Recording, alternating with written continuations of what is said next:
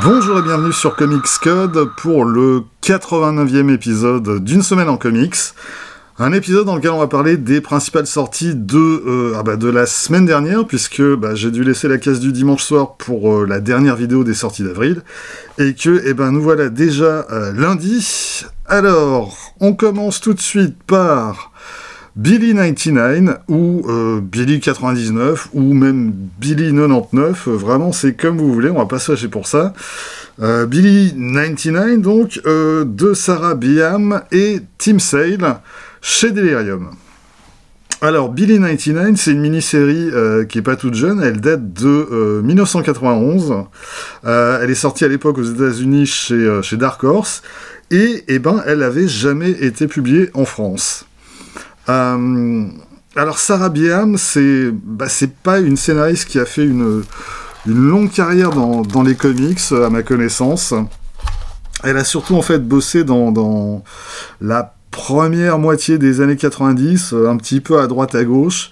Elle a bossé chez Dark Horse, elle a bossé chez DC, chez différents éditeurs indés aussi, mais il me semble que quand même son œuvre la plus notable, c'est celle-ci, et qui lui vaudra d'ailleurs une nomination comme meilleur scénariste aux Eisner Awards à l'époque.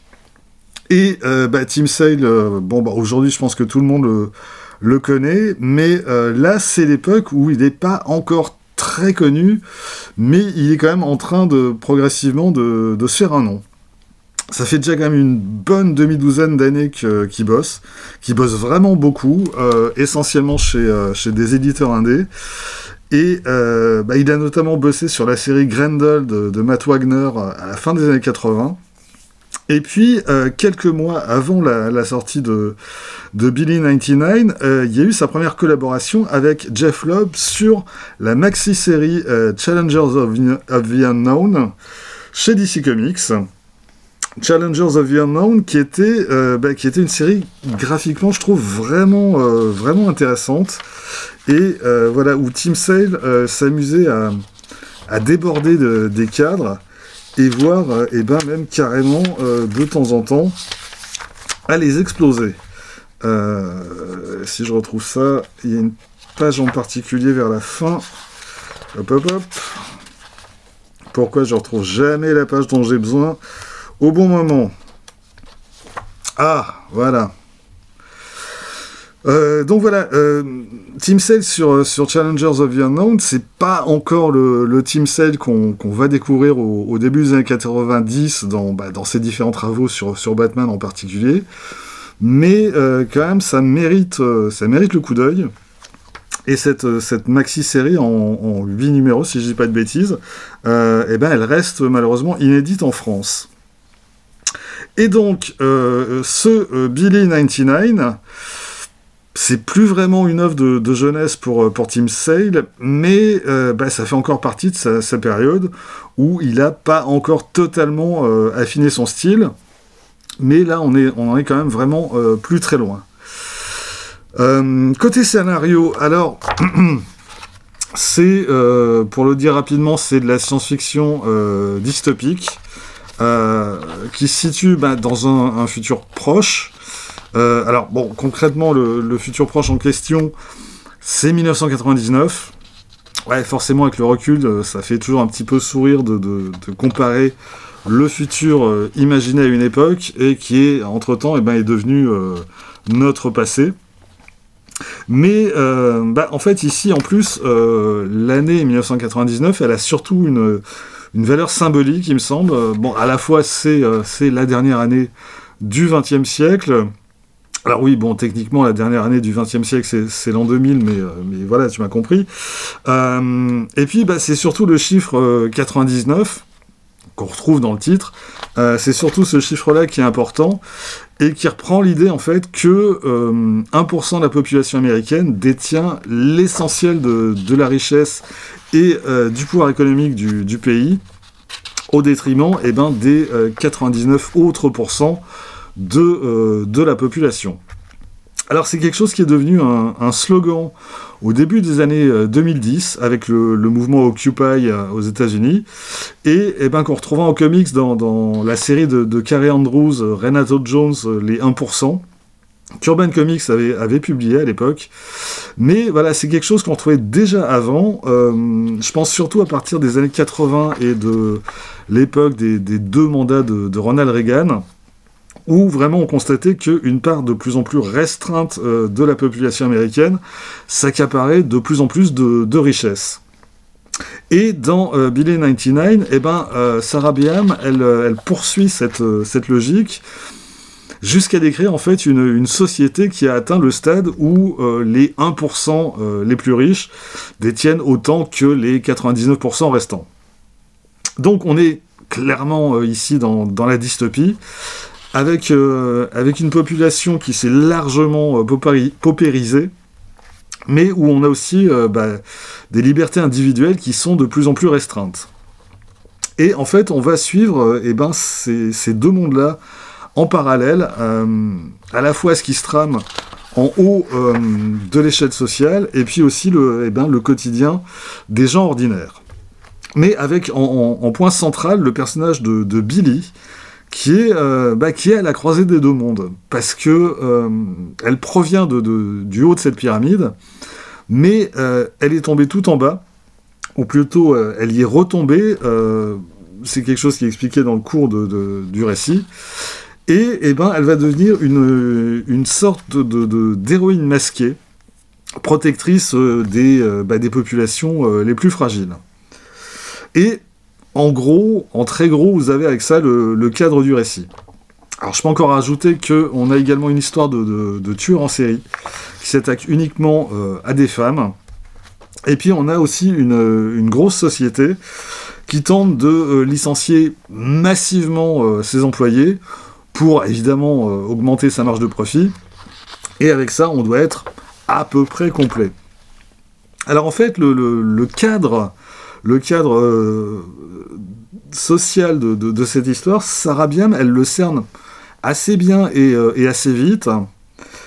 Par contre, au niveau des différentes intrigues et des différents personnages, c'est un poil plus compliqué.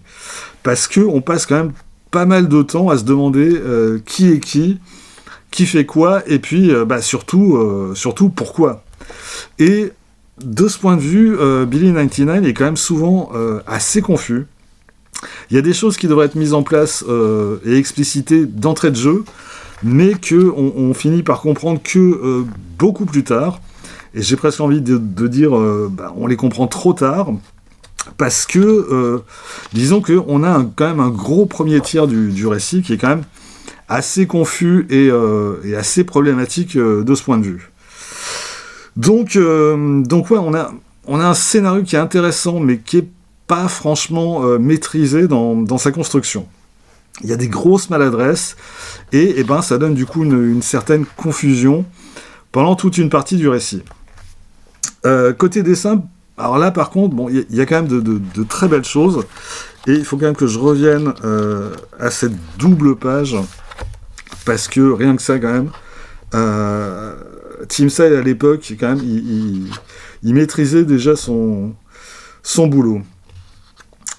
Et puis, voilà, on retrouve le style épuré de Tim Sale, alors qui n'a pas encore atteint sa pleine maturité, mais on s'en rapproche quand même d'assez près, il me semble.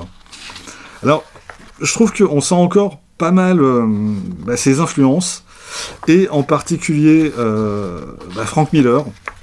Alors, à la fois dans la manière de mettre en scène ces décors urbains, et puis aussi, comme ici, dans les scènes de combat, le découpage, voilà, c'est vraiment du pur Miller. Et il y a aussi, graphiquement, on pense quand même assez souvent à V pour Vendetta, et à la manière dont David Lloyd parvenait à rendre ses décors sinistres, et à rendre la déliquescence du monde qu'il mettait en scène.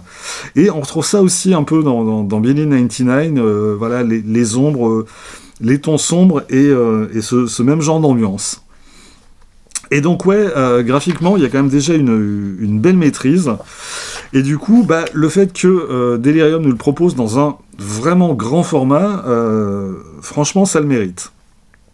Après, voilà, comme je l'ai dit, ça reste une histoire qui a ses défauts, qui a ses maladresses, mais de mon point de vue, c'est quand même un album qui mérite d'être lu.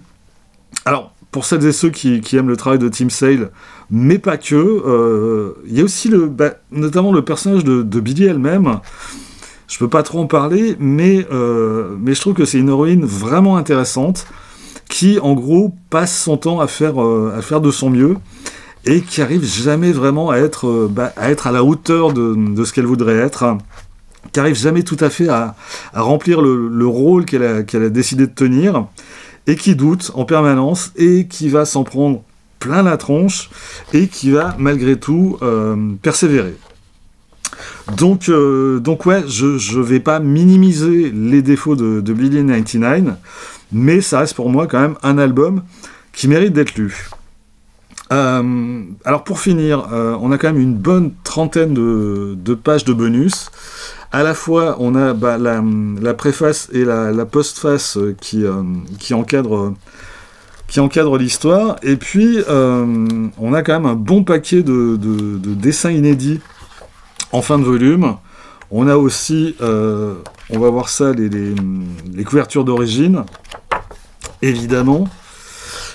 Et puis, on a aussi des dessins récents qui datent de la dernière édition aux États-Unis, et qui rendent hommage au travail de Tim Sale, et même en fait qui rendent hommage à Tim Sale tout court.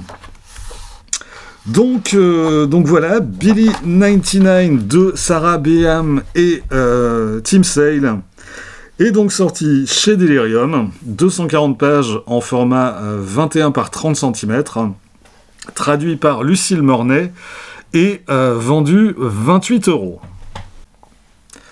On passe aux humanoïdes associés pour le tome 3 de Bird King, de Daniel Friedman et Chrome.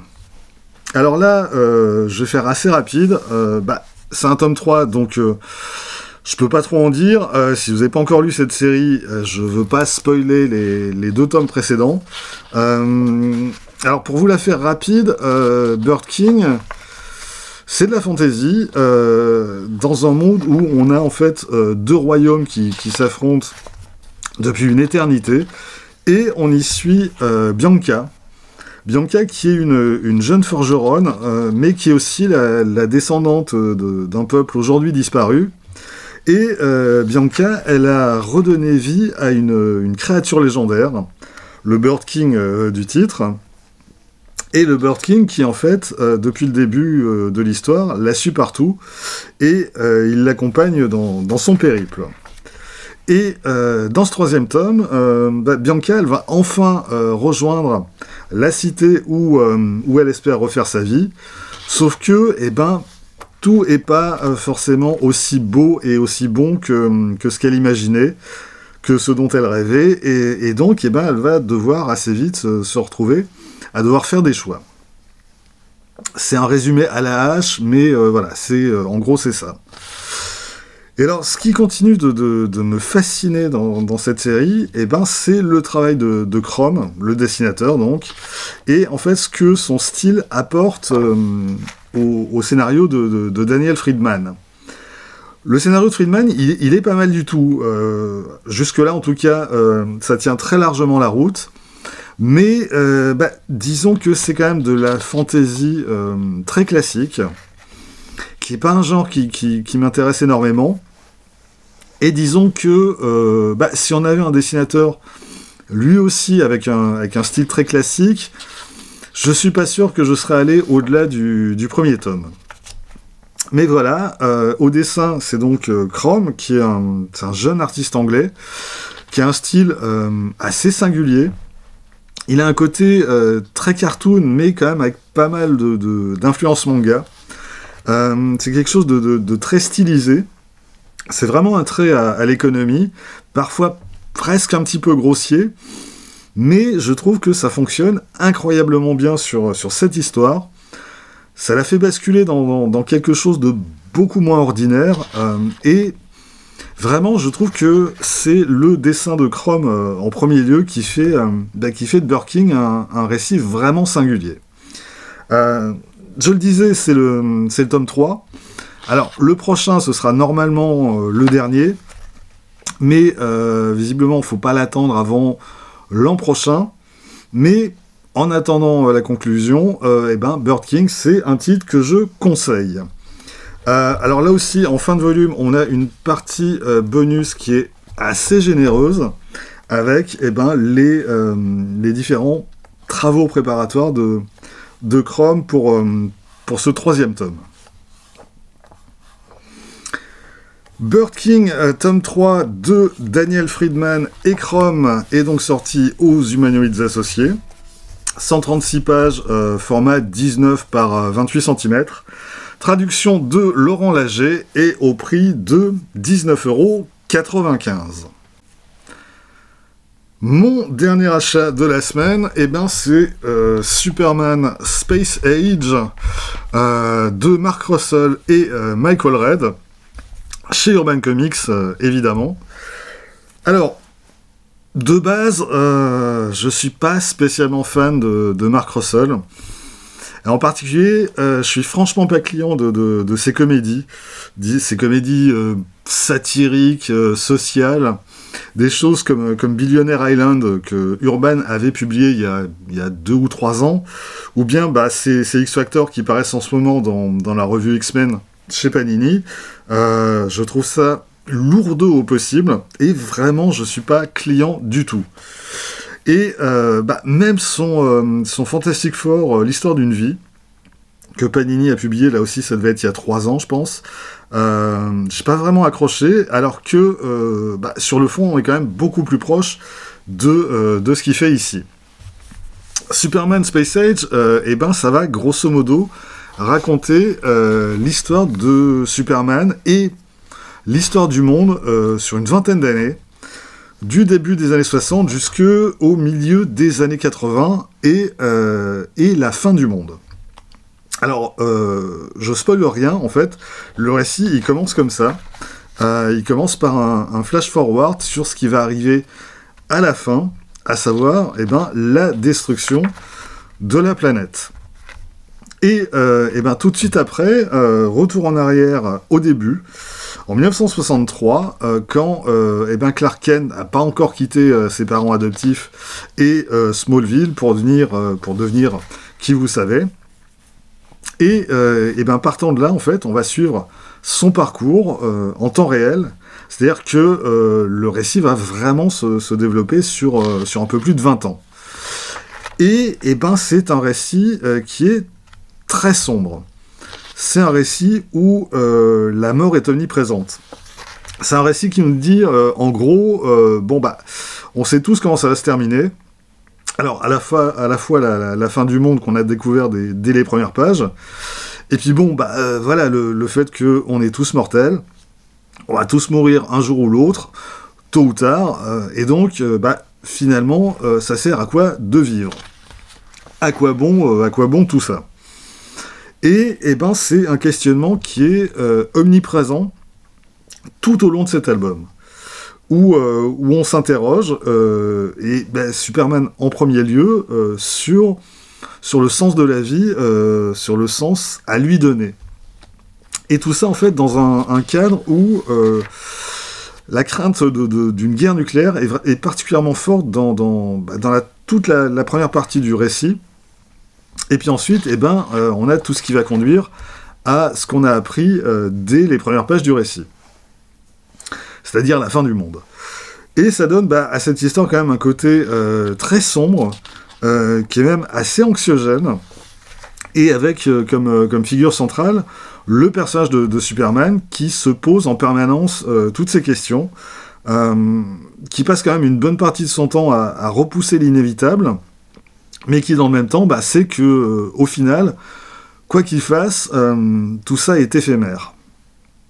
Et en même temps, évidemment, c'est aussi une célébration de la vie, c'est ces quantités de moments intimes de sa vie, à la fois en tant que Clark Kent et en tant que Superman. Et ben de fait, c'est un très chouette bouquin. Alors, il y a quand même quelques trucs qui m'ont gêné malgré tout. Il y a notamment le fait que il y a un côté quand même assez sentencieux dans les dialogues de Mark Russell et dans ses commentaires en voix off.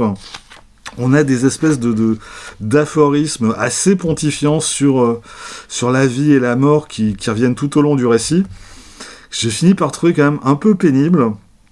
Disons que, en fait, le récit avait pas besoin de ça.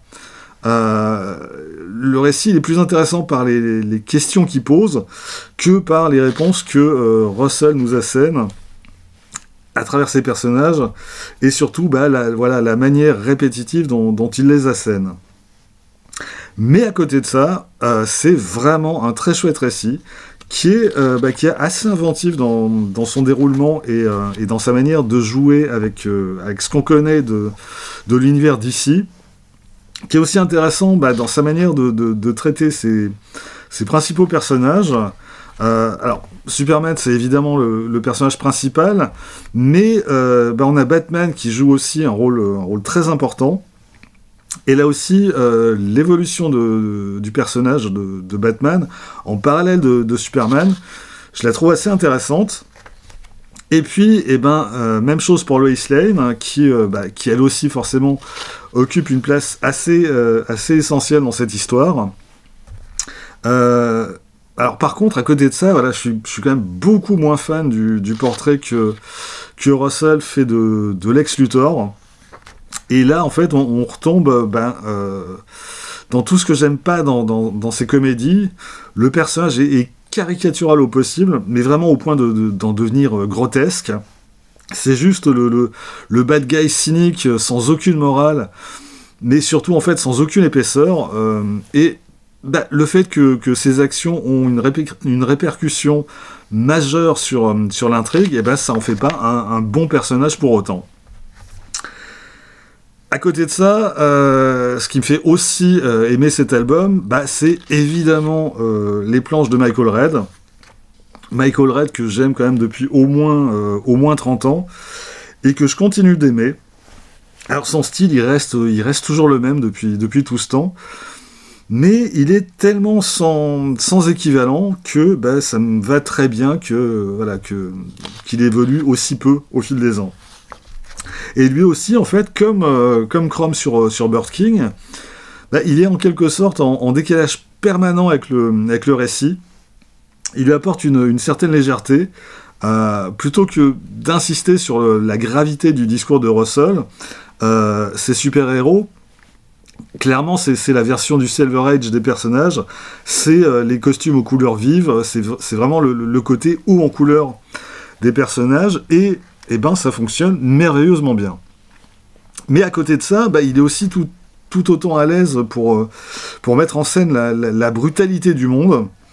Et notamment, on a ces scènes qui se déroulent pendant la Seconde Guerre mondiale, qui viennent interrompre à plusieurs reprises le récit, et qui sont quand même toutes assez terribles. Mais du coup, voilà, Superman Space Age, c'est vraiment tout ça. C'est ce mélange de noirceur et de couleur, de gravité et de légèreté, de vie et de mort, et ça donne un récit que je trouve vraiment intéressant.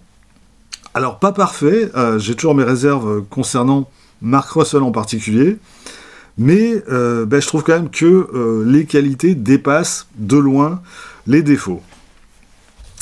Superman Space Age de Mark Russell et Michael Red est donc sorti chez Urban Comics. 256 pages, format 19 par 28 cm, traduit par Yann Graff, et vendu 25 €. Alors, c'est tout pour mes achats de la semaine. Alors, quelques mots quand même sur ce qui est la sortie de la semaine chez Delcourt. C'est le premier volume de l'intégrale 30 jours de nuit de Steve Niles et Ben Temple-Smith. Alors ça, c'est la toute première édition française de la mini-série originale, qui a été sortie déjà chez Delcourt en 2004. Et en fait, c'est d'ailleurs le seul volume que j'ai de la série. Et On va dire que je suis pas fan. Mais je déteste pas non plus. Bon, on va faire 2 minutes dessus quand même. Pour commencer, déjà, 30 jours de nuit, c'est vraiment le titre qui a révélé à la fois Steve Niles et Ben Temple-Smith. Steve Niles, à l'époque, il a quand même déjà une dizaine d'années d'écriture de comics derrière lui, et chez différents éditeurs indés. Et puis, à partir de 2000, il va commencer à bosser sur la franchise Spawn. Il va d'abord écrire la série Spawn de Dark Ages, et puis ensuite on va le retrouver sur Hellspawn, d'abord avec Ashley Wood au dessin, et puis ensuite avec un tout jeune artiste australien. Et quand je dis tout jeune, c'est qu'il a même pas 18 ans à l'époque, c'est Ben Temple-Smith. Et donc, ensemble, en 2002, ils vont créer cette mini-série en 3 numéros, 30 jours de nuit, 40 Days of Night en VO, et qui va très bien marcher, et qui va donner naissance à un paquet de suites, et y compris à une adaptation ciné en 2007, une adaptation ciné qui elle-même aura des suites. Alors après, il faut quand même reconnaître que 30 jours de nuit a quand même un pitch assez imparable. L'histoire, c'est une bande de vampires qui décide de s'attaquer à une petite ville, Barrow, qui est située au nord de l'Alaska, et où, en fait, pendant l'hiver, le soleil disparaît pendant 30 jours d'affilée. Et du coup, pendant ces 30 jours, ça va être open bar pour les vampires, qui vont pouvoir se goinfrer pendant tout un mois. En tout cas, c'est le plan à la base. Et effectivement, comme idée de départ, c'est quand même assez malin. Alors, est-ce que ça donne une bonne histoire ? Oui et non. Oui, parce que Steve Niles, il tient quand même plutôt bien son histoire, et que, il est aussi conscient des limites de l'idée qu'il va mettre en scène. Et d'ailleurs, en fait, à peu près à la moitié du récit, il y a un personnage qui va apparaître, et qui en gros va dire aux vampires écoutez, votre idée géniale là, en fait, elle est complètement conne. Et du coup, ça va relancer le récit dans une nouvelle direction. Après, le principal défaut de cette mini, c'est qu'elle est trop courte. Et 3 épisodes pour raconter cette histoire, clairement, ça suffit pas. C'est trop court, notamment par rapport à la temporalité du récit. On n'a pas le temps, en fait, de percevoir le temps qui passe pour les habitants de Barrow, qui tentent quand même d'échapper aux vampires pendant des jours et des jours. Et puis, ça donne aussi une fin bâclée, qui est précipitée, et vraiment à laquelle on ne croit pas une seconde. Et, à mon avis, la mini, elle aurait quand même eu besoin de 2, voire 3 épisodes supplémentaires pour vraiment pouvoir se développer à plein. Après, vu que quand même Niles et Temple-Smith, à l'époque, c'était des quasi-inconnus, j'imagine que Dark Horse n'a pas voulu prendre davantage de risques. Ils leur ont généreusement offert 3 numéros pour raconter leur histoire, et puis voilà, ça ira bien. Enfin, je suppose que ça s'est passé comme ça. Sauf que, avec le succès qu'a connu la mini, ça a très vite changé. Et la deuxième mini-série, Dark Days, elle fait 6 numéros, elle. Et la suivante, Return to Barrow, aussi. Et c'est les 2 mini qu'on retrouve avec cette mini-série originale dans la première intégrale qui sort. Après, l'autre élément quand même assez clivant de cette œuvre, c'est les planches de Ben Temple-Smith. Et clairement, je suis pas fan. Alors, quand on regarde, il y a quand même des influences évidentes qui... C'est quand même assez difficile, quand on voit ces planches, de ne pas penser à Bill Sienkiewicz ou à Ashley Wood, dont je parlais tout à l'heure. Mais, graphiquement, quand même, il me semble que ça manque de maîtrise, de manière quand même assez flagrante, je trouve. C'est plus du bricolage qu'autre chose, avec quand même un côté cache-misère, avec des mises en couleur et des effets qui essaient de camoufler les carences du dessin. Alors bon, je rappelle quand même, Temple Smith, à l'époque, vraiment, il a à peine 18 ans. Alors ce dont je pense que j'étais pas du tout conscient à l'époque où j'ai lu ça pour la première fois. Et forcément, quand tu prends son âge en compte, ça relativise dans une certaine mesure les défauts du truc. T'es quand même du coup plus enclin à aller chercher les qualités que les défauts. Et du coup, des qualités, il y en a clairement. Déjà, l'ambiance qui pèse sur tout le récit, elle lui doit beaucoup. Sa narration, elle est plutôt pas mal. Et puis, clairement, voilà, tu le sens quand même beaucoup plus inspiré quand il s'agit de mettre en scène les vampires que les êtres humains, qui, eux, ont quand même à peu près tous des tronches impossibles. Mais, donc, ouais, il y a quelque chose, il y a une esthétique, même si, voilà, c'est toujours la même, mais il y a une esthétique, et il y a même une espèce de... Quand tu le découvres, une espèce de choc esthétique qui fonctionne, au moins sur certaines planches. Donc clairement, je vais pas dire que c'est nul, mais il y a quand même aussi sans arrêt des panels qui sont pas possibles, et qui, moi, me sortent de ma lecture, et qui font que j'ai quand même beaucoup de mal avec ce titre, et avec cet artiste, en tout cas à cette époque. Et c'est grosso modo la même chose avec les deux mini suivantes, que je vais pas pouvoir vous montrer pour le coup, mais pour les avoir lus, j'ai pas senti non plus une progression flagrante au niveau de la qualité des planches. Côté scénario, dans la suite, dans Dark Days, on retrouve un des personnages principaux de la mini-série originale, un des rares personnages à avoir survécu, et qui va se lancer dans une espèce de croisade contre les vampires. Et puis, dans Return to Barrow, là, tout est dans le titre, on revient sur les lieux du crime, mais cette fois avec un nouveau personnage central. C'est pas mauvais, mais voilà. Alors en plus, j'ai pas une passion débordante pour les histoires de vampires, donc passer la bonne idée à l'origine de la première série, ensuite j'ai l'impression qu'on retombe dans quelque chose de quand même plus convenu, mais avec quelques bonnes idées par-ci par-là. Quoi qu'il en soit, alors le tome de l'intégrale 30 jours de nuit, il est donc déjà disponible. Il fait 400 pages au format 19 par 28 cm. La traduction de la mini originale était de Anne Capuron, et il me semble qu'elle a traduit aussi les suites, à vérifier, mais je pense.